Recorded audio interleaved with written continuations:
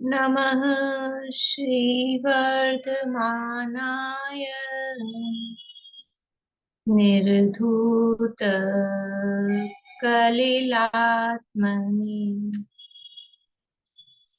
सालोकानां त्रिलोकानां यद्विद्यार्थर्पणायते यद्विद्यार्थर्पणायते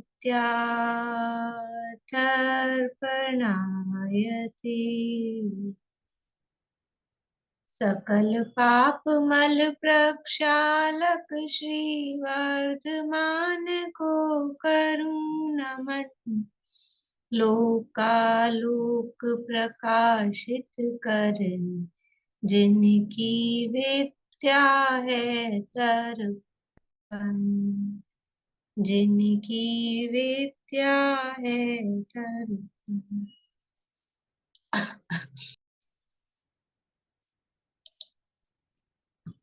रत्नकर्ण शावकाचार्य नामक की ग्रंथ है, सोनभद्र स्वामी द्वारा रचित। इसका षष्ठ भावना अधिकार अपना चल रहा है, जो कि पंडित सदाशिवदास जी कासलीवाल द्वारा रचित है। इसके अंतर्गत 16 कारण भावनाओं की चर्चा अपनी चल रही है। नाम सुनाने 16 कारण भावनाओं के। सुमन जी, याद हुए आपको? बोलिए। दर्शन विशुद्धि भावना, दर्शन विशुद्धि भावना, विनय संपन्नता भावना, शील व्रतेष्मन अतिचार भावना, अभीक्ष्ण ज्ञानोपयोग, अभीक्ष्ण संवेग भावना, शक्तित प्रमाण त्याग भावना, शक्तित प्रमाण तप भावना, साधु समाधि भावना, वैयावृत्य भावना, अरहंत भक्ति भावना, आचार्य भक्ति भावना, प्रवचन भक्ति भावना, बहुश्रुत भक्ति भावना। उल्टा हो गया क्या?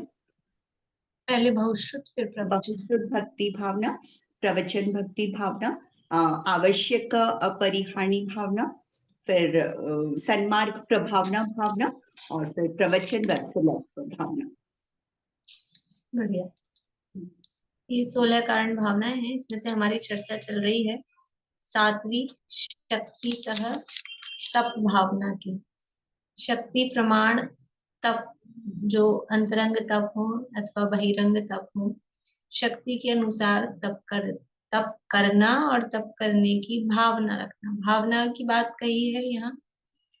तो तप तो जितना जो कर पाता है करता है करना चाहिए, लेकिन भावना, यहाँ भावना की बात है। और भावना अकेले केवल भावना, भावना शब्द दोनों अर्थों में है। भावना का मतलब परिणमन रूप भावना भी, और भावना का मतलब भावना रूप भावना भी। दोनों तरह के अर्थ यहाँ पर इसके लागू पड़ेंगे। शक्ति प्रमाण तब भावना की चर्चा अपनी चल रही है, पेज नंबर 251 पे। कल यहाँ कहा था कि तप किए बिना शरीर का सुखिया स्वभाव नहीं मिटता है। तप करना क्यों आवश्यक है? कल शाम को भी वो श्लोक चला था कि जो सुख के समय में भाया गया जो ज्ञान है, यानी सुख के समय में जो भेद विज्ञान की भावना भाई है, वो दुख आने पर वो नष्ट हो जाती है। इसलिए दुख से आत्मा को भाव, मतलब दुख को उपस्थित करके वो भेद ज्ञान की भावना को भाना चाहिए, ताकि वो भेद ज्ञान की भावना टिकी रह सके, वो मेंटेन रह सके। दुख को उपस्थित करने से क्या मतलब है कि यानी ऐसा नहीं है कि जो बाहरी तपस्रण आदि का जो भी अनुष्ठान कहा गया है जिनवाणी में, वो व्यर्थ है। तपस्रण आदि व्यर्थ है, ऐसा नहीं है। तपस्रण आदि भी सार्थक है। क्यों? क्योंकि तपस्रण आदि जो भी क्रियाएं हैं, वो बुद्धि पूर्वक दुख उपस्थित किया गया है। तपस्रण में बाहर में देखने में शरीर को कष्ट दिया जाता है। एक तो नाम ही है काय क्लेश, तो बाहर में शरीर को उसमें कष्ट दिया जाता है, ऐसा दिखता है। लेकिन वो अभ्यास है, और उस अभ्यास के समय वो अभ्यास अकेले बाहर में ये नहीं खाना वो नहीं खाना इस चीज का ही अभ्यास नहीं है, इस अभ्यास के माध्यम से भेद ज्ञान का अभ्यास है। बुद्धि पूर्वक वो परिस्थितियां उपस्थित करके, और अब इन परिस्थितियों में हम भेद ज्ञान कर पा रहे हैं या नहीं कर पा रहे हैं, या किस प्रकार कर रहे हैं, तो भेद ज्ञान का भी बुद्धि पूर्वक अभ्यास करने के लिए वो बाहरी तपस्रण आदि परिस्थितियां उपस्थित की जाती है। इसलिए ये तप करना चाहिए, क्योंकि तप करने से शरीर को भी उस तरह का अभ्यास रहता है, ताकि जब समय आने पर वो परिस्थितियां पड़े तो हम भेद ज्ञान कर पाए, हमारी भेद ज्ञान की भावना गायब ना हो जाए। क्योंकि सुख के समय तो भेद ज्ञान की भावना सब भा लेते हैं, लेकिन यदि बुद्धि पूर्वक वो दुख उपस्थित करके भेद ज्ञान की भावना नहीं भाई जाएगी, तो जब वास्तव में दुख आता है तो वो भेद ज्ञान की भावना नष्ट हो जाती है, उत्पन्न ही नहीं हो पाती है। ये यहाँ पर बता रहे हैं। पेज नंबर 251 है, पढ़िए सुमन जी। यहीं से सभी तपों में प्रधान तप, यहाँ यहीं से पढ़ लीजिए, कल पढ़ा तो था। सभी तपों में प्रधान तप तो दिगंबरपना है। कैसा है दिगंबरपना? घर की ममता रूप फंदे को तोड़कर, देह का समस्त सुखियापना छोड़कर, अपने शरीर में शीत उष्ण गर्मी वर्षा वायु डांस मच्छर मक्खी आदि की बाधा को जीतने के सन्मुख होकर, कोपिनादि समस्त वस्त्रों का त्याग कर, दश दिशा रूप ही जिसके वस्त्र हैं, ऐसा दिगंबरपना धारण करना, वह बहुत बड़ा अतिशय रूप तप जानना, जिसके स्वरूप को देखने सुनने पर बड़े बड़े शूरवीर कांपने लगते हैं। हे शक्ति को प्रकट करने वालों, यदि संसार के बंधन से छूटना चाहते हो तो जिनेश्वर देव संबंधी दीक्षा धारण करो। उस तप से शरीर का सुखियापना नष्ट हो जाता है, उपसर्ग परिचय सहने में कायरता का अभाव हो जाता है, जिससे स्वर्ग लोक की रंभा तिलोत्तमा भी अपने हाव भाव विलास विभ्रम आदि द्वारा मन को काम विकार सहित नहीं कर सकती है। ऐसे काम को नष्ट करना वह तप है। इंद्रियों के विषयों में प्रवर्तने का अभाव हो जाना वह तप है। देखो क्या कह रहे हैं, ये तप को, यदि संसार के बंधन से छूटना चाहते हो तो दीक्षा धारण करो, तप करो। तो तप करने से क्या होगा कि उपसर्ग परिचय सहने में कायरता का अभाव हो जाता है। ये अभ्यास यदि रहता है तो शरीर को जैसा बना के रखते हैं, जितनी सुख सुविधाओं में शरीर को रखते हैं, शरीर वैसा ही होता है। और फिर जरा सी भी वो अनुकूलता नहीं मिलती है तो वो शरीर हमारे को बाधा उत्पन्न करता है। प्रॉब्लम क्या है, हम अगर सुबह 7 बजे से शरीर में भोजन पानी डालना चालू करते हैं, हम रोज 7 बजे लेते हैं, तो क्या होगा कि 7 बजेंगे और किसी दिन नहीं मिलेगा तो वो शरीर अपने को तकलीफ उत्पन्न करता है। कहीं सिर दर्द होता है, कि कहीं चक्कर आ रहे हैं, कि कहीं कोई वायु का विकार, कुछ भी जो भी प्रॉब्लम हो रही है। और यदि हम, हमारी आदत ऐसी हो गई कि हम 10 बजे आते हैं, मंदिर से आते हैं उसके बाद ही लेते हैं, तो 10 बजे तक कोई प्रॉब्लम नहीं होती है। वो अब मतलब जैसा शरीर को बनाते हैं, तो ये कह रहे हैं कि ये तप है, ये तप से शरीर का सुखियापना नष्ट हो जाता है, ना एक प्रकार की। इसीलिए तप की भी वैरायटी है, एक ही तरह का तप नहीं है। कुछ शारीरिक बाहरी परिस्थितियों से संबंधित है, कुछ रसना इंद्रिय से संबंधित है, कुछ स्वाध्याय इत्यादि। ये भी बड़ा कष्ट लगता है कि आधा एक घंटा बैठ के पढ़ कैसे लें। तो वो अलग अलग तरह के प्रायश्चित रूप तप है, वैयावृत्य रूप तप है, अलग अलग तरह के हैं, ताकि सब तरह का अभ्यास जीव को हो जाए। इंद्रियों के विषयों में प्रवर्तने का अभाव हो जाना वास्तव में वो तप है। जो कहा इच्छा का निरोध तप है, तो इंद्रियों के विषयों में प्रवृत्ति का अभाव हुआ, उसका नाम तप है। पढ़े निशांत।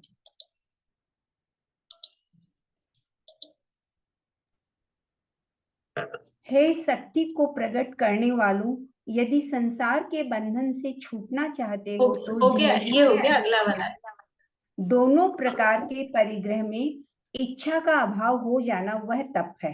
तप तो वही है जो निर्जन वन में, पर्वतों की भयंकर गुफा में, जहां भूत राक्षस आदि का अनेक प्रकार से विकार प्रवर्त रहा हो, सिंह व्याघ्र आदि के भयंकर शब्द हो रहे हों, करोड़ों वृक्षों से अंधकार हो रहा हो, सर्प, अजगर, रीछ, चीता इत्यादि भयंकर दुष्ट तिर्यंचों का आना जाना हो रहा हो, ऐसे महाविषम स्थानों में भय रहित होकर ध्यान स्वाध्याय में निराकुल होकर रहना वह तप है। आहार के लाभ बताओ, अलाभ अकेले रहना ये भी एक बड़ा तप है। किसी से अपने कमरे में अकेले न रहा जाए, किसी से अपने घर में अकेले न रहा जाए। अब ये कह रहे जंगल में, और जहाँ इतने शेर चीता इत्यादि रहते हो, और वहां निराकुल रूप से ध्यान स्वाध्याय कर पाना, ये सब भी अभ्यास से होता है। अगर अभ्यास नहीं है अकेले रहने का तो बड़ा कष्टदायी लगता है। देखो, अकेलापन वो अच्छा है कि बुरा है? अच्छा है, अच्छा है। अकेलापन अच्छा है कि बुरा है? कि यदि हमको दूसरा अवलंबन है तो एकांत से अच्छा दूसरा कोई चीज नहीं है। यदि हमको चिंतन मनन करने की, स्वाध्याय करने का ये अभ्यास है, तो एकांत, अकेलापन कुछ बुरा बल्कि अच्छा है, चाहते हैं अकेलापन। और यदि कोई चिंतन मनन का अभ्यास नहीं है, कोई स्वाध्याय का अभ्यास नहीं है, तो वो अकेलापन खाने को दौड़ता है। लोग इसलिए डिप्रेशन में आ जाते हैं, अकेलेपन से, इसलिए बीमार हो जाते हैं। तो ये जैसे अभ्यास किया हो, अकेले रहने का अभ्यास किया हो, तो जंगल में कौन आएगा साथ में रहने में? और परिस्थितियां कैसी भी हो सकती है ना, घर में भी अकेला हो सकता है। तो जैसा अभ्यास किया हो उस तरह से अपना माइंड भी सेट रहता है, शरीर भी उसी हिसाब से समझ लो प्रवर्तन करने लगता है। पढ़िए आगे। आहार के लाभ अलाभ में सम आहार के लाभ अलाभ में समभाव रखना, मीठा खट्टा कड़वा कसायला, ठंडा गरम सरस नीरस भोजन जलादि में लालसा रहित संतोष रूप अमृत का पान करते हुए आनंद में रहना वह तप है। दुष्ट देव, दुष्ट मनुष्य, दुष्ट तिर्यंचों द्वारा किए गए घोर उपसर्गों के आने पर कायरता छोड़कर कंपायमान नहीं होना वह तप है, जिससे चिरकाल का संचित किया हुआ कर्म निर्जरित हो जाए वह तप है। कुवचन बोलने वालों में, निंद्य दोष लगाने वालों में, ताड़न मारन अग्नि में जला देना आदि उपद्रव करने वालों में द्वेष बुद्धि से कलुषित परिणाम नहीं करना तथा स्तुति पूजन आदि करने वालों में राग भाव का उत्पन्न नहीं होना वह तप है। देखो, अलग अलग तरह से बता रहे हैं यहाँ क्या क्या तप है। तो पहले कहा कि इंद्रियों के विषयों में, आहार के संबंध में, वहां लालसा नहीं, जैसा जो भोजन मिला और उसको उसमें ही आनंद में रहना था, संतुष्ट रहना, वो वास्तव में तप है। बाहर में कोई उपसर्ग आ रहे हैं, कोई परिचय आ रहे हैं, उसमें भी कंपायमान नहीं होना, यानी कि उस परिस्थितियों में भी संभाव रखना, वो तप है। अब बाहर में अकेला प्रतिकूल परिस्थितियां शारीरिक ही नहीं है, मानसिक प्रतिकूल परिस्थितियां, वाचनिक प्रतिकूल परिस्थितियां, किसी ने कुवचन कहे तो उन कुवचनों को सुनकर भी समता भाव रखना। किसी ने मानसिक रूप से हमको टॉर्चर किया हो, इस तरह के कोई समझ लो इस तरह का व्यवहार किया हो, इस तरह के शब्द बोले हों, तो उसमें भी समभाव रखना, ये भी एक तप है।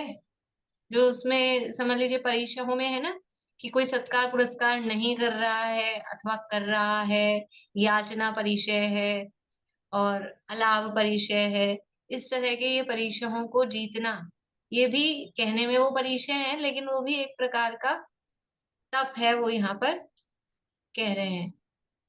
पढ़िए मीना चाची, आप पढ़िए आगे। 5 महाव्रतों का धारण करना, 5 समितियों का पालन करना, 5 इंद्रियों का निरोध करना, 6 आवश्यकों को यथा समय करना, अपने सिर तथा दाढ़ी मूछ के बालों को अपने हाथ से उपवास के दिन लोचना तप है। 2 माह पूरे हो जाने पर उत्कृष्ट केशलोच होता है।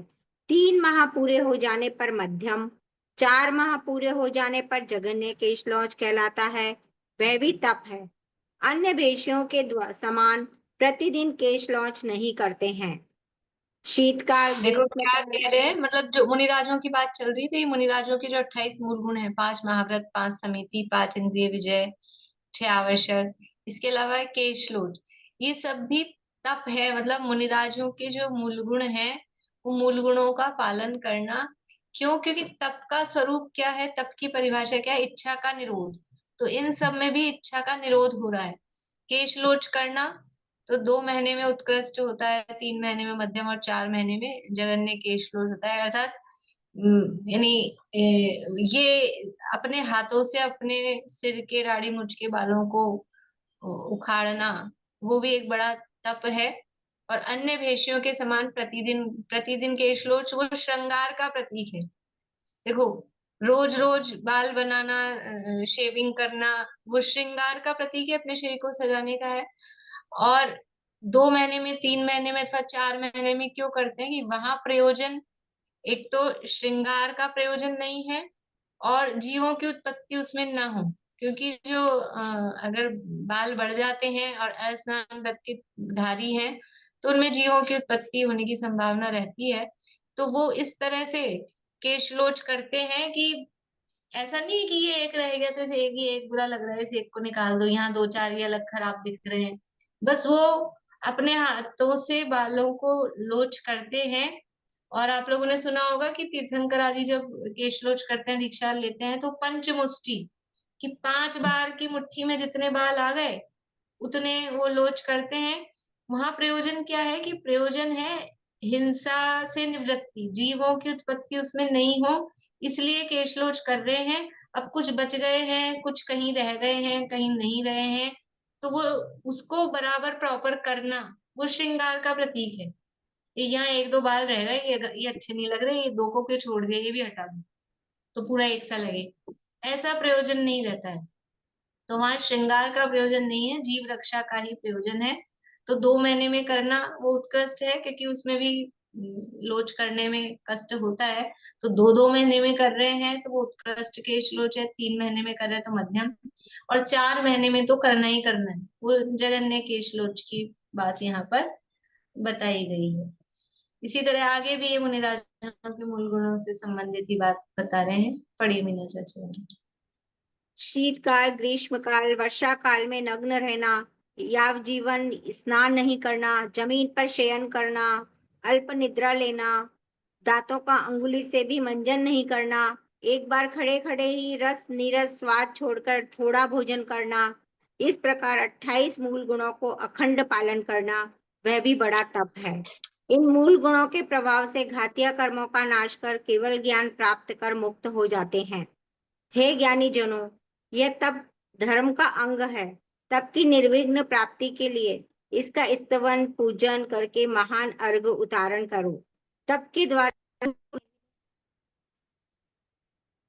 वाले मोक्ष भी तुम्हारे बहुत निकट आ आवाज बंद हो गई आपकी।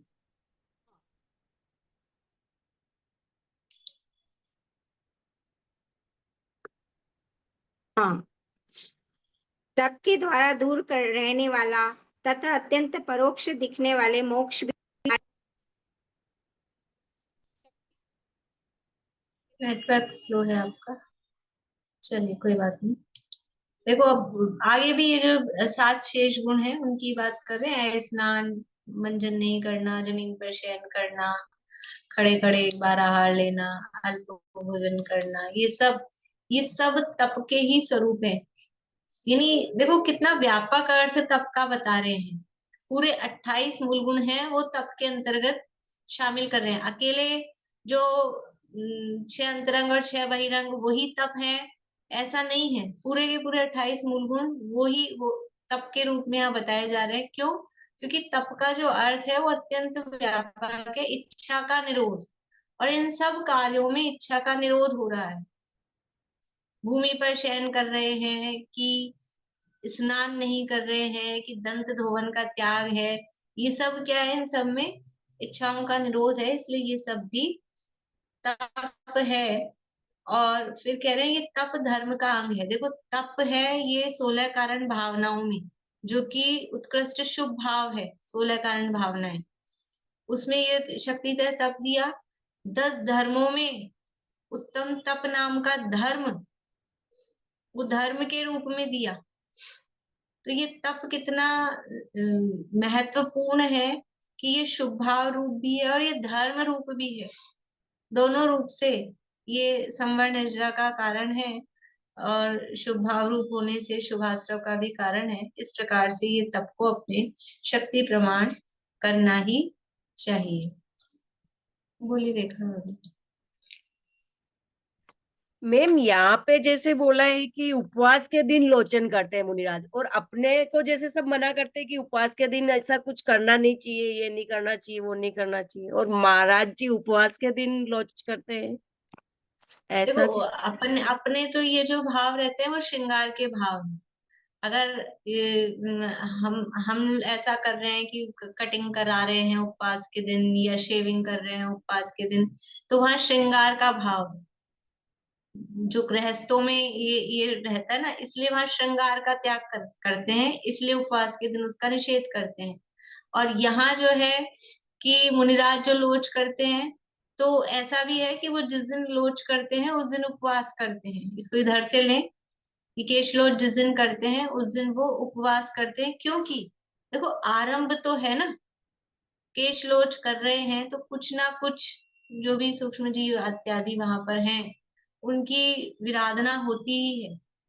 तो यद्यपि अब ये एक समझ लो एक प्रोसेसिंग है और अधिक जीव हिंसा से बचने के लिए वो काम कर रहे हैं, 2 महीने में, 3 महीने में, 4 महीने में, तो वो काम करना पड़ रहा है, लेकिन फिर भी वो आरंभ सहित काम है। इसलिए क्योंकि आरंभ किया है इसलिए वो उस दिन उपवास करते हैं। तो वहां प्रयोजन दूसरा है और यहाँ गृहस्थों में प्रयोजन दूसरा है। तो गृहस्थों में श्रृंगार के त्याग की भावना के लिए उपवास के दिन इन सब कार्यों का निषेध किया जाता है कि ये सब काम नहीं करना, क्योंकि उसमें शरीर में श्रृंगार का भाव आ रहा है। इसलिए आगे है साधु समाधि भावना। अब साधु समाधि नाम की 8वीं भावना कहते हैं। वो साधु समाधि, धवला में थोड़े थोड़े नामों में अंतर है, हम देख रहे हैं। तो इसका नाम दिया है धवला में साधु समाधि संधारणता। वीरसेन स्वामी ने साधु समाधि भावना का ज्यादा अंतर नहीं है। साधु समाधि संधारणता ये नाम वीरसेन स्वामी ने दिया है।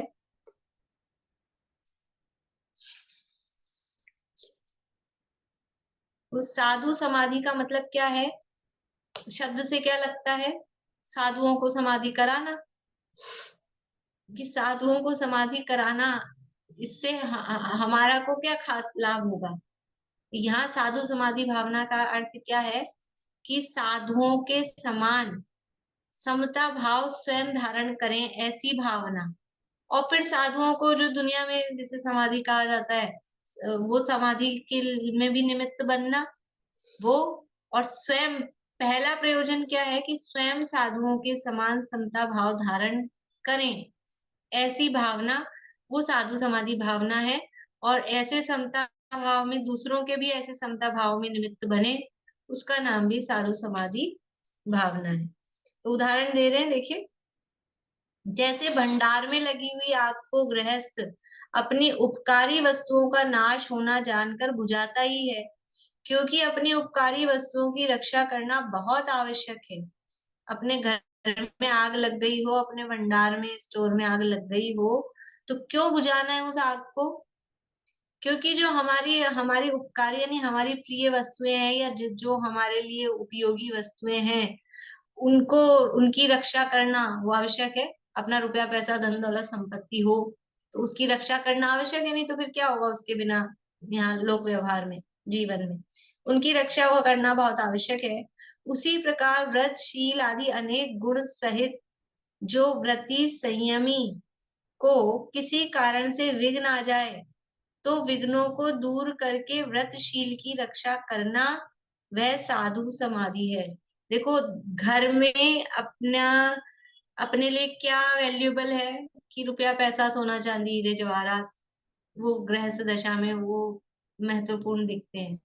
और यहाँ मोक्ष मार्ग में क्या वैल्यूएबल है, किसकी रक्षा करना, तो कह रहे हैं व्रतशील संयम इत्यादि है ना, यही हमारा धन है।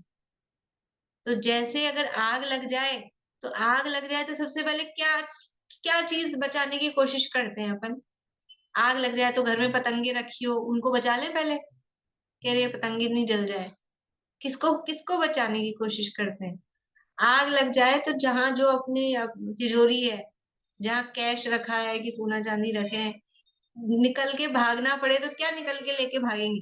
ये कपड़े लत्ते भी कोई बात नहीं, जो कम वजन वाला हो और जो ज्यादा वैल्यूएबल हो, सबसे पहले उसको लेकर बचाने की कोशिश करते हैं। तो ऐसे ही यदि इस समझ लो शरीर में यहाँ कोई विघ्नों की आग लग गई हो, कोई प्रतिकूलताओं की आग लग गई हो, तो किसको बचाना सबसे पहले? कि अपना व्रतशील संयम वो न जल जाए। बाकी जो कुछ होता हो जाए, कोई बात नहीं, लेकिन अपने व्रतशील संयम की रक्षा करना वो सबसे जरूरी है। तो कह रहे व्रतशील आदि अनेक गुणों सहित जो व्रती संयमी की किसी कारण से विघ्न आ जाए, तो विघ्नों को दूर करके व्रतशील की रक्षा करना वह साधु समाधि है। अपने व्रतों की रक्षा करना, कि वही हमारे लिए कीमती वस्तु है। कैसे भी करके हमारे व्रत नष्ट नहीं हो जाए, हमारा शील संयम नष्ट ना हो जाए, उसका नाम साधु समाधि है। अथवा गृहस्थ के अपने परिणामों को बिगाड़ने वाला मरण काल आ जाए, उपसर्ग आ जाए, रोग आ जाए, इष्ट वियोग हो जाए, अनिष्ट संयोग आ जाए, उस समय भयभीत नहीं होना वह साधु समाधि है। देखो साधु का मतलब जो साधना करे वो साधु, जो सज्जन पुरुष है, जिनको अपने सत्स्वरूप आत्मा का भान है, वो सज्जन। सज्जन किसे कहते हैं? जिसको अपने सत स्वरूप, सत वस्तु स्वरूप की जिसको खबर है, ऐसा जीव वो कहलाता है सज्जन। और वही कहलाता है साधु, कि जो समता भाव को धारण करके रखना जानता है, उसका नाम है साधु। और वो साधु की समाधि अर्थात उसका जो समता भाव है, समधि, समानता की बुद्धि, कि जो भी कोई परिस्थिति बने, चाहे मरण काल आ जाए, चाहे उपसर्ग आ जाए, चाहे इष्ट वियोग हो जाए, चाहे अनिष्ट संयोग हो जाए, कैसी भी परिस्थिति आ जाए, अनुकूल परिस्थितियां हो तो और प्रतिकूल परिस्थितियां हो तो, सब में वो समता भाव रखना, उसका नाम है समाधि। राग द्वेष से रहित वीतराग परिणामों का नाम समाधि है। समाधि किसे कहते हैं? वीतरागता का नाम समाधि है, कि जो भी परिस्थिति बने उसमें राग द्वेष नहीं करे, आकुल व्याकुल नहीं हो। तो ऐसी ये परिस्थिति बनने पर गृहस्थ के अपने परिणामों को बिगाड़ने वाला अगर मरण काल आ जाए, उपसर्ग आ जाए, रोग आ जाए, इष्ट वियोग अनिष्ट संयोग आ जाए, तो भयभीत नहीं होना अर्थात राग द्वेष नहीं करना, वह साधु समाधि है। सम्यक ज्ञानी ऐसा विचार करता है। किस बल पे वो भयभीत नहीं होगा, किस बल पे वो समता भाव रखेगा, तो वो बता रहे हैं। देखो ज्ञानी ऐसा विचार करता है, ऐसा बता रहे हैं। अभी यदि हमें ज्ञानी होना है और हम ज्ञानी बनना चाहते हैं, तो हम भी ऐसी परिस्थितियां आने पर क्या विचार करें? बिल्कुल प्रैक्टिकल बता रहे, अपनी समस्या रहती ना, ऐसी ऐसी परिस्थितियां हो जाए तो हमको क्या विचार करना चाहिए, क्या सोचना चाहिए, तो लिख के बता रहे हैं ये ऐसा विचार करना चाहिए। हे आत्मन, तुम अखंड अविनाशी ज्ञान दर्शन स्वभावी हो, तुम्हारा मरण नहीं हो सकता। सबसे बड़ा भय वो मरण का भय लगता है दुनिया में। तो ये मरण काल आने पर क्या विचार करें कि मैं अखंड अविनाशी ज्ञान दर्शन स्वभावी, मेरा मरण नहीं हो सकता। अब बात वही, वो पिछला ध्यान रखना जो पीछे कहा था ना शक्ति तप में, कि अभी तो हम अच्छे भले हैं, तो अभी तो चांदी चांदी है, तो अभी तो बोलने में क्या जा रहा है कि मैं तो अखंड अविनाशी ज्ञान दर्शन स्वभावी, मेरा मरण नहीं होता। अरे वास्तव में जब मरण की स्थिति आ जाए, तब फिर ये बात ध्यान आती है कि नहीं आती, ये बात सुहाती है कि नहीं सुहाती, वो है असली परिस्थिति। तो देखो मरण, ऐसी परिस्थितियां हमारे जीवन में बनती रहती है। कभी कभी चलते चलते, सीढ़ियां उतरते उतरते चूक गए, पैर चूक गया और लड़खड़ा गए और एक आध सीढ़ी चूकी और फिर संभल गए, तो अब वो तो हम संभल गए, नहीं तो क्या होता। और फिर बोलते हैं, सबको बताते हैं दूसरों को, आज तो बच ही गए, आज तो हो जाता अपना तो काम। तो इसका मतलब वो मरण काल आया, मतलब फीलिंग तो ऐसी आती ना, कभी कभी चलते चलते रोड पे ठोकर लग जाए, कोई एक सामने से अचानक से गाड़ी आ जाए, हमारी गाड़ी जा रही है, सामने से गाड़ी आ रही है एकदम से, फिर एकदम से ब्रेक लगता है, दोनों गाड़ियां आमने सामने रुक गई, तो कैसी धड़कनें बढ़ती है। तो वो मरण काल उपस्थित हुआ ना। तो अब उस समय ऐसी ऐसी परिस्थितियां बनने पर हमको क्या ये भेद ज्ञान की बात, क्या अपने अजर अमर स्वरूप की बात वो याद आती है? उस समय नमोकार मंत्र भी याद आता है कि जैसे ही वो ऐसी परिस्थिति बनी, पैर स्लिप हुआ है, कहीं से गिर गए हैं, कि बहुत रोग की परिस्थिति बन गई है, कोई एक्सीडेंट की जैसी परिस्थिति बन रही है, जहाँ बहुत सारी परिस्थितियां बनती रहती, रोज आए दिन अपन कहते हैं आज तो बाल बाल बच गया, आज तो बाल बाल बच गए, बाल बाल बच गए क्या है? वही है ना, जैसे मरण जैसी स्थिति आ गई और फिर उससे बचे। तो उस समय हमें मैं चैतन्य स्वरूप अजर अमर अविनाशी, ये तो ख्याल आना तो बहुत दूर की बात है, नमो अरहंताणम भी हमको ख्याल आता है कि नहीं आता है पता नहीं। तो ये ऐसी ऐसी परिस्थितियां दिन प्रतिदिन अपने साथ में बनती है, तो उस समय हमारा भेद ज्ञान का अभ्यास चलता है कि नहीं चलता है, और बुद्धिपूर्वक इस तरह की परिस्थितियां क्रिएट करके ये भेद ज्ञान का अभ्यास बनाना चाहिए, नहीं तो नहीं आएगा अचानक से। अभी तो समझ लो ब्रेक लग गया, एक्सीडेंट नहीं हुआ, लेकिन वो एक्सीडेंट हो भी जाएगा तो भी हमारे मुंह से नमोकार मंत्र मन में नहीं आएगा और ऐसे ही जीवन पूरा हो जाएगा।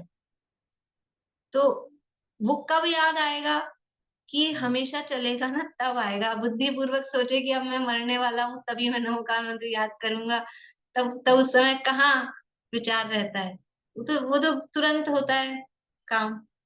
तो ये भेद ज्ञान का अभ्यास निरंतर चलता रहे, मैं चैतन्य स्वरूप हूँ, ये एक अंदर में धारा चलती रहे, तब वो टाइम पर याद आती है।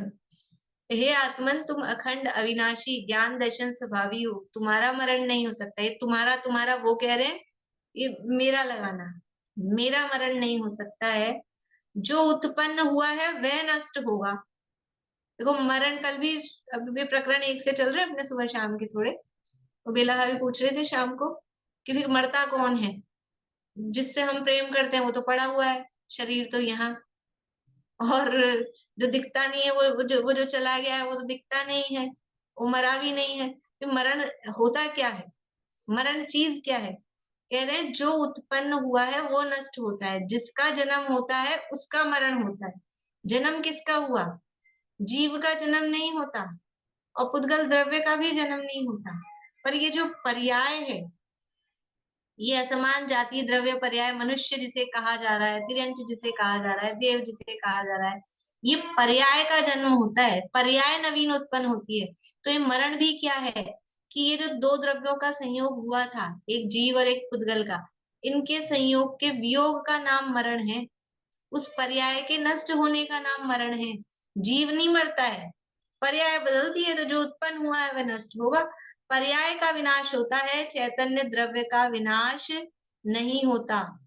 5 इंद्रियां, मन बल, वचन बल, काय बल, आयु बल, उच्छ्वास, ये 10 प्राण हैं। 10 प्राण कहे हैं व्यवहार से, 5 इंद्रियां, 3 बल, मन वचन काय, आयु और उच्छ्वास या श्वासोच्छ्वास, इनके नाश को मरण कहते हैं। तुम्हारे ज्ञान दर्शन सुख सत्ता इत्यादि भाव प्राण हैं, उनका कभी नाश नहीं होता। जीव के असली प्राण क्या है? एक शब्द में कहते हैं तो चेतना जैसे चैतन्य प्राण है, और उसको 4 शब्दों में कहें तो चैतन्य सुख सत्ता अवबोध, ऐसे 4 शब्द भी कहते हैं। तो ज्ञान दर्शन सुख और सत्ता कहा है। ये 10 प्राण है ना, इन 10 प्राणों को 4 में भी गर्भित करते हैं, इंद्रिय, बल, आयु और श्वासोच्छ्वास। इंद्रियों में 5 इंद्रियों को इंद्रिय शब्द में ले लिया, मन वचन काय को बल में ले लिया, आयु और श्वासोच्छ्वास, तो 10 की जगह 4 में उनको समराइज किया। तो इन 4 के सामने 4 खड़े करते हैं, चैतन्य सुख सत्ता अवबोध। तो चैतन्य का अर्थ भी ज्ञान दर्शन रूप है, सुख, सत्ता से अस्तित्व और अवबोध में भी ज्ञान की ही प्रधानता है, चैतन्य में भी ज्ञान की प्रधानता है। इस तरह से ये चार भाव प्राण कहे जाते हैं, और इन सबको भी एक शब्द में कहना हो तो एक चैतन्य प्राण, क्योंकि ज्ञान की ही प्रधानता है तो चैतन्य में ज्ञान दर्शन आ जाते हैं। उनका कभी नाश नहीं होता, अतः देह के नाश को अपना नाश मानना वह मिथ्या दर्शन, मिथ्या ज्ञान है। ये जो नाश हो रहा है ये देह का, शरीर का, और शरीर भी पर्याय रूप है, क्योंकि तो ये पर्याय का नाश हो रहा है। उद्गल द्रव्य का भी नाश नहीं होता, जीव द्रव्य का भी कभी नाश नहीं होता। हे ज्ञानी, हजारों क्रमी से भरे हाड़ मास में दुर्गंधित प्रगट विनाशी देह के नाश होने से तुम्हारा क्या होता है? ये शरीर कैसा है?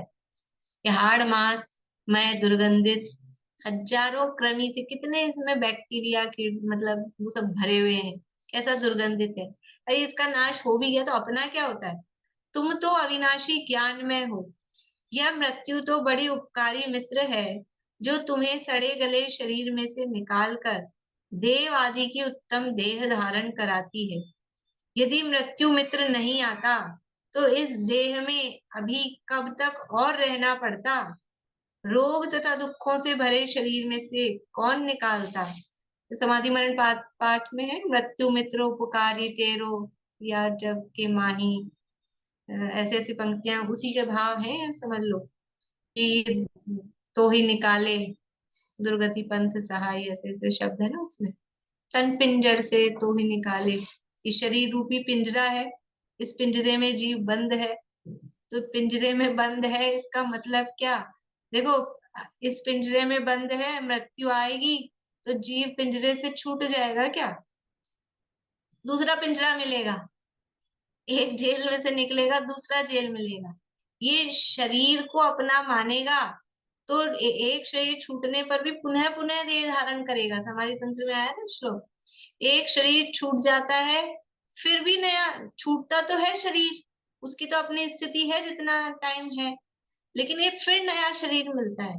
क्यों मिलता है? क्योंकि शरीर में अपनापन कर रखा है, और ये शरीर मैं नहीं हूं, इस भावना पूर्वक, इस निर्णय पूर्वक जब शरीर का त्याग होता है तो फिर आगे नए नए शरीर मिलने की परंपरा का नाश होता है। फिर एक आध दो चार जो भाव बचे होते हैं तब तक वो शरीर मिलेगा, लेकिन फिर ये शरीर मिलने की परंपरा खत्म हो जाती है। कह रहे हैं मृत्यु, अभी तो मृत्यु की परिस्थिति यदि आ रही है तो उसको बड़ा उपकारी मित्र समझो।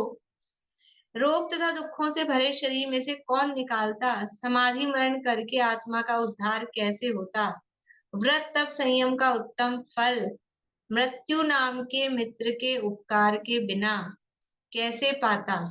देखो, व्रत तप संयम का फल क्या मिलने वाला है कि उत्तम गति की प्राप्ति। तो जब तक मृत्यु नहीं आएगी तब तक वो देवादि गति की प्राप्ति कैसे होगी?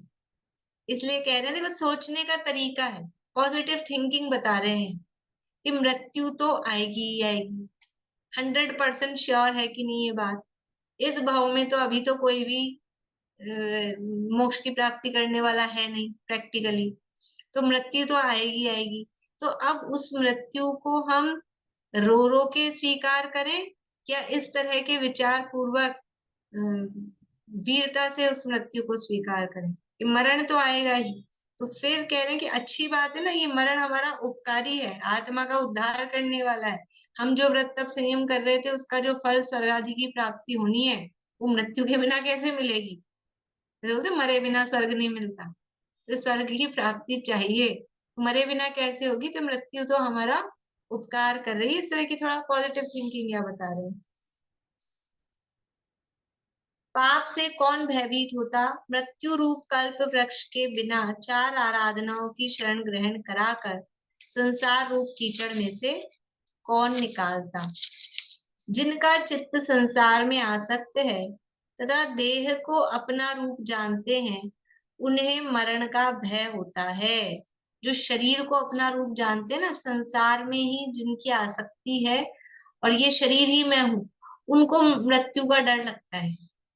और जिनको शरीर से मोह नहीं है, शरीर को अपने से भिन्न जानते हैं, उनको मृत्यु का डर नहीं लगता है।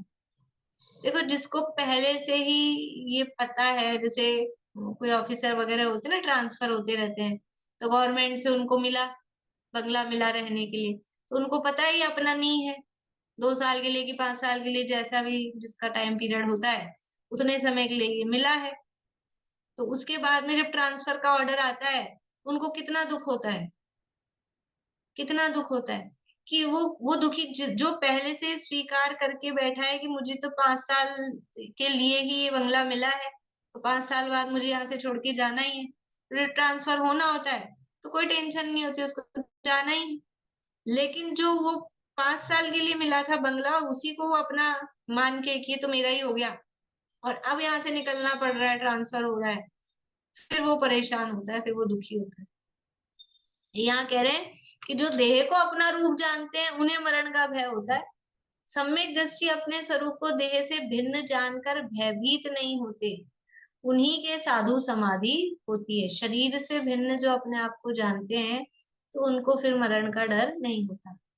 मरण के समय में जो कभी रोग दुख आदि आता है, वह भी सम्यक दृष्टि को देह से ममत्व छुड़ाने के लिए आता है। देखो क्या कह रहे हैं, ज्ञानी के जीवन में अंतिम समय में रोग आदि आते हैं, आते ही हैं, रोग आदि की परिस्थितियां बनती ही हैं सबके साथ में। तो वो क्यों आ रहा है, देखो क्या कह रहे हैं कि जो रोग दुख कष्ट आ रहा है वो क्यों आ रहा है कि शरीर से ममत्व छोड़ो, ममत्व छुड़ाने के लिए रोग आ रहा है। अज्ञानी के रोग आता है, वो और ममत्व बढ़ता है, और ममत्व बढ़ाता है, और शरीर में एकत्व बढ़ाता है। और ज्ञानी के रोग आता है, वो उतना ज्यादा उस शरीर से भेद ज्ञान करता है। ये रोग आ रहा है, ये मैं नहीं, ये मेरा स्वरूप नहीं, ये मुझ में नहीं। रोग के काल में भी दुख का कारण कौन है, दुख का कारण कौन है? रोग के काल में भी रोग दुख का कारण नहीं है, रोग के काल में भी राग ही दुख का कारण है। अभी राग तो चाहे रोग हो चाहे ना हो, अगर राग की बीमारी अंदर है तो जीव दुखी है, और अगर राग की बीमारी नहीं है तो बाहर में कैसा भी रोग आए तो जीव दुखी नहीं होता है। कोई रोग आदि जीव को दुखी करने में समर्थ नहीं है, एकमात्र राग परिणाम है वही जीव को दुखी करने में समर्थ है।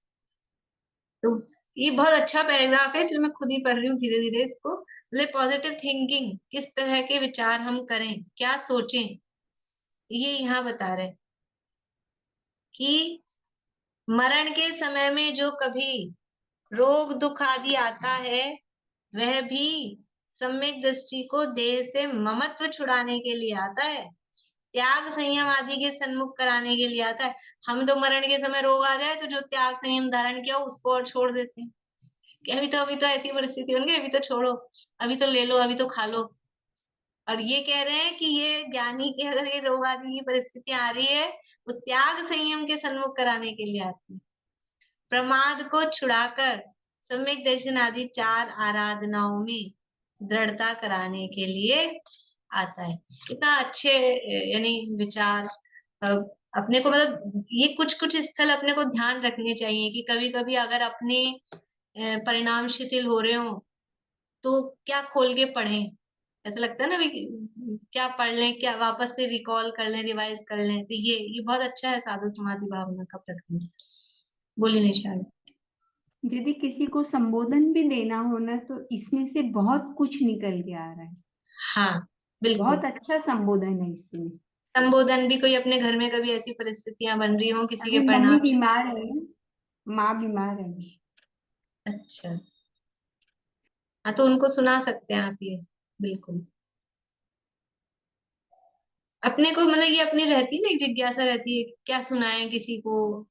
अब जो घर में दिन भर रहता है, किसी दूसरे को आप कहेंगे, वो कितनी सी देर के लिए आएगा, बोलेगा, सुनाएगा। जो दिन भर जो सब साथ रहने वाले हैं वही। तो ये इस तरह के प्रकरण है ना, ये हम स्वयं स्वयं को भी उससे शांति मिलती है, और अगर दूसरे के परिणाम शिथिल हो रहे हो तो उससे भी उसको शांति प्राप्त होती है। ज्ञानी विचार करता है, जिसने जन्म धारण किया है वह अवश्य मरेगा। यदि कायर हो जाऊंगा तो मरण तो नहीं छोड़ेगा, देखो। और यदि धीर बना रहूंगा तो भी मरण नहीं छोड़ेगा, मरण तो आएगा ही आएगा। आप कायर बन के मरण को स्वीकार करें कि वीर बन के मरण को स्वीकार करें, मरण तो आना ही आना है भाई, ये काम तो होगा ही होगा। अब आप रो रो के करो कि हंसी खुशी करो, ऐसे बोलते हैं ना बच्चों को, पढ़ाई तो करनी है, एग्जाम आ रहे हैं तो। अब तुम चाहे रो रो के पढ़ो चाहे खुशी खुशी पढ़ो, कोई भी परिस्थितियां हो, लड़की को ससुराल जाना हो कि ससुराल तो जाना ही है, अब रो रो के जाए चाहे हंसी खुशी जाए, घर में काम तो करने ही है, रो रो के करो कि अच्छे से हंसी खुशी करो। रो रो के करने में काम करने और वो रो रो के करने में कितना भार लगता है, और उसी को ये स्वीकार करें कि क्या दिक्कत है, करने हैं तो सहज रूप से होते हैं। तो ऐसे ही मरण की परिस्थिति, मरण तो आएगा ही आएगा, ये शरीर का वियोग तो होगा ही होगा। अब रो रो कर वियोग उसको सहन करेंगे तो आगामी काल के लिए और असरता वेदनी कर्म बांधेंगे, और वो उतना ही कष्टदायी होता है। रो रो के वो समय निकालना, दुख का समय, वो इतना सा भी समय इतना बड़ा लगता है, और उसी को यदि सहज भाव से स्वीकार करेंगे तो कितना भी लंबा समय होगा, वो शांति से कब निकल गया पता ही नहीं चलेगा। तो यदि कायर हो जाऊंगा तो मरण नहीं छोड़ेगा, यदि धीर बना रहूंगा तो मरण नहीं छोड़ेगा। इसलिए दुर्गति का कारण जो कायरता रूप मरण है उसे धिक्कार हो। अब ऐसे साहस से मरूंगा कि देह मर जाएगी किंतु मेरे ज्ञान दर्शन स्वरूप का मरण नहीं होगा। अंडरलाइन कर लीजिए कि अब ऐसे साहस से मरूंगा कि देह तो मर जाएगी लेकिन मेरे स्वरूप का मरण नहीं होगा। अभी तक तो क्या हुआ है, अभी तक तो शरीर के मरण से, देह के मरण से मैं अपने भी स्वरूप का मरण करता रहा। यूं भाव कर्म और भाव मरण सदियों से करता आया हूं, प्रति समय पर्याय में अहम बुद्धि करके वो पर्याय हर समय नष्ट होती है और हर समय मैं मरण की अनुभूति करता हूँ। लेकिन अब ये मरण होगा शरीर का, लेकिन मेरे स्वरूप का मरण नहीं होगा। ऐसा मरण करना उचित है। अतः उत्साह सहित सम्यक दृष्टि के मरण का भय नहीं होना, वह साधु समाधि है। इस तरह से कि हम समता भाव, मरण के समय किस तरह से समता भाव धारण करें, उसका ये सब ये प्राण है इस रत्नकर्ण शाहुकाचार्य के अंदर। इस तरह के जो ये प्रकरण है ना, इसके लिए ये ग्रंथ क्यों इतना समझ लो प्रचलित है। ये जो इस तरह के प्रकरण इन्होंने दिए हैं बिल्कुल प्रैक्टिकल, कि किस तरह से हम जीवन में विचार करें, अभ्यास करें, कैसे जीवन में समता भाव धारण करें, वो यहाँ पर ये दिए हैं। हम भी ये खाली पढ़ने के नहीं है, ये जीवन में विचार चिंतन मनन। जरा जरा ऐसी परिस्थितियां आती हैं तो मरण से कम है कि अपने लिए जुकाम खांसी बुखार हो जाता है तो ये ऐसे लगता है कि क्या हो गया। तो ऐसी परिस्थितियों में किस तरह से हम समता भाव धारण करें, उसके लिए यहाँ पर ये बताया।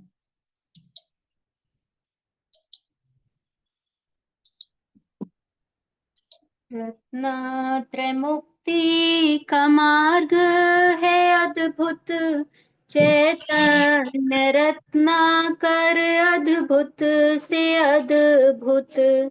होवे निमग्न अहो सर्व प्राणी, वीतरागी शासन जयवंत वर्ते, जयवंत वर्ते सर्वज्ञ देव, जयवंत वर्ते निर्ग्रंथ गुरुवर, जयवंत वर्ते श्री जिन वाणी, जिन धर्म जिन तीर्थ, जयवंत वर्ते शुद्धात्मा का श्रद्धान वर्ते, अनुभूति निर्मल अविच्छिन्न वर्ते, आवागमन से निर्मुक्ति होवे, मुक्ति का साम्राज्य जयवंत वर्ते, सर्वज्ञ शासन जयवंत वर्ते, निर्ग्रंथ शासन जयवंत वर्ते।